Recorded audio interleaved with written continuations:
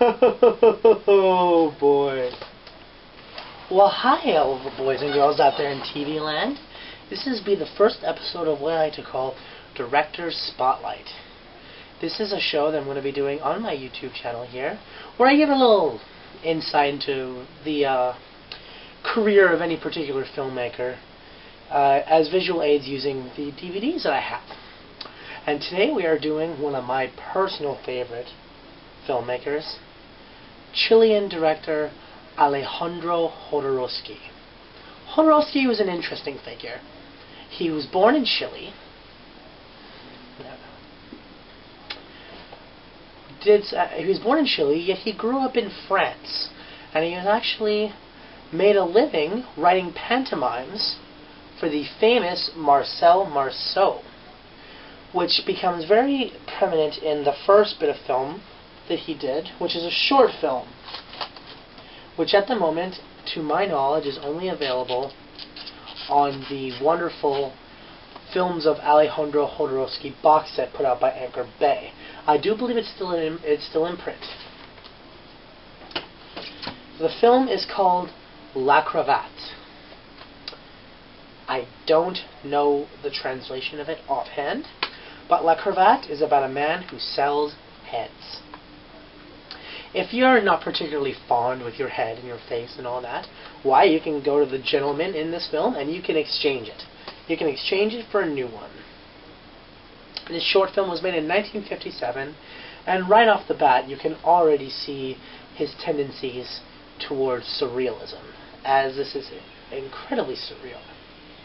I mean, the notion of a head salesman, someone who actually sells people new heads, well, it's preposterous. Well, of course it is. It's Jodorowski. And it's really, really interesting. It was stuck in a German attic until 2006. And it was lovingly restored. It was beautifully restored on this DVD. And it's really, really interesting. You can see his talent for pantomime. And it's incredibly breathtaking. It's very interesting. And it's very fresh. And even a little odd. Even for Jodorowski. But that got his career off to an admittedly slow start. The next film he did would be his first brush with controversy, and that is Fando y Lis, which was made in 1968. It's his first feature-length film, and it is incredibly odd. It involves a man who is trying to find spiritual enlightenment along with his paraplegic girlfriend as they travel through what seems almost like a wasteland. It was made in Mexico under a very small budget, shot mainly on weekends. It's incredibly incendiary, and it's at times almost difficult to watch. At times it actually can be rather disturbing. And the story is just, it's so out there. This isn't a time when surrealism in film was still there, but it was only from a few select countries. I mean, Louis Buñuel was doing it, that is true. And you could certainly see that he was an admirer of Buñuel.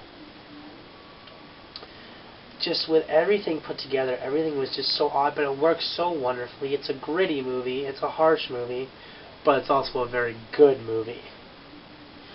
Highly recommend it, obviously. Then Alejandro Jodorowski would go on to make his most popular film ever. The film that he would be remembered for decades. As well as the film that proved to be the progenitor of the Midnight Movie. Now, if any of you are hardened Jodorowski fans, you will know exactly what I'm talking about. Alejandro Jodorowski's 1970 classic. Actually, I think it was. I'm sorry. I believe it's having a hard time remembering when this film was actually made.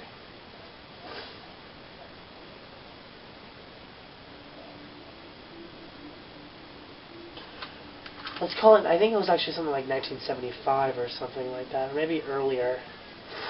That is El Topo, put out in the title, not that I've been showing it. This film is my personal favorite of Alejandro Jodorowski's films, and is an absolute wonder. It's arcane, it's slightly religious, it's surreal, it's violent, it's funny, it's sexual, it covers such a broad spectrum. It's huge. It is an enormous movie. And it's absolutely fantastic. It melds all these different influences of spaghetti westerns. There's this fellow who they call El Topo. El Topo is Spanish for the mole. And they lay the symbolism for the movie right in like the first 5 minutes. And he's traveling through the desert trying to eliminate the 4 gunslingers.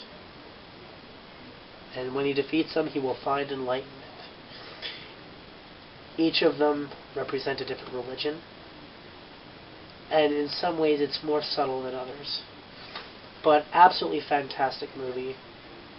It's very gritty, very low budget.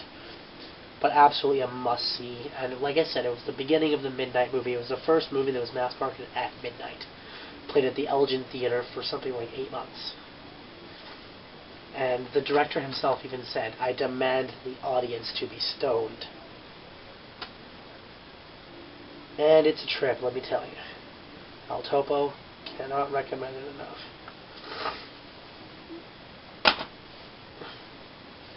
Not even 3 years later, Alejandro would make his next film. El Topo, the theatrical rights for El Topo were bought by Beatles manager Alan Klein. Because John Lennon saw the film, he loved it, and he convinced Alan Klein to buy it. And it was with Alan Klein that Jodorowsky made his second film, quite possibly filled with more religious imagery than any of his other films. And filled with more sexuality and more eroticism than any of his other films. And that is The Holy Mountain, which has even less of a discernible plot line. But as far as I can tell, several people join a mystical alchemist on the path to enlightenment to be amongst the gods. That's about the best I can do. It's absolutely fantastic movie. It's gorgeous, it's beautiful, and it's so strange and surreal.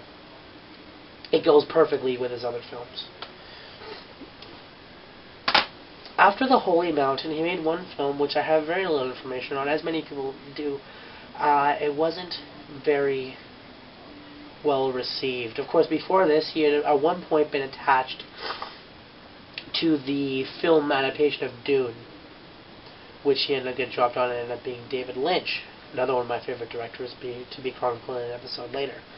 He made a film called Tusk, which was about the story of an elephant who escapes captivity. And it was after Tusk that he made his last he made a movie which was upon its release, it was the first film he had made in close to a decade. It's been the last movie he's made in over 20 years.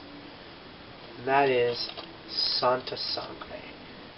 A surreal, grotesque, but altogether absolutely brilliant and beautiful piece of film. Santa Sangre tells the story of a young man who escapes a mental institution to start a traveling show with his mother, who had had her arms cut off by her father, and by her husband and his father some years earlier. And it's absolutely hallucinatory, it's haunting, it's beautiful, it's grotesque, and it's absolutely brilliant. It was wasn't even mixed reviews. Many critics loved it and many critics hate it. Love or to hate it, this is an absolute swan song for Alejandro Jodorowsky. Not to say that I don't hope that he won't make films. Not that I don't hope that he'll make films in the future. Of course I do. But if this is his last film, what a glorious last film it is, and it's absolutely beautiful. As you can tell, all the films that I mentioned before are widely available on DVD, and I couldn't recommend you check them out more. Thank you for watching this little video. I plan to make more of them in the future, and I hope that you look up these films, and I hope that I'm able to broaden your horizons and maybe introduce you to new things. But until then, till next time, kiddies, this is Justin, signing off.